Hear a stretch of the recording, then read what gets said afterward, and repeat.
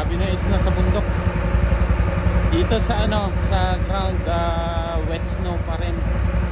Nagpa-warm up ng ATV. At maganda yung mag-ride ngayon. Ayan.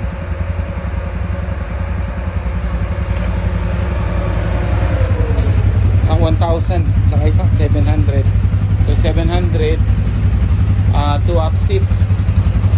Yan, komportable yung passenger. May grab bar. Ito naman panlaro, pang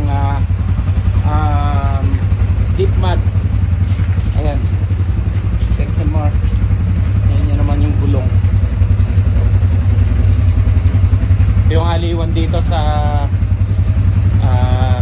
Grand Cache kapag winter at mula na yun, ready na rin yung ating pang ice fishing.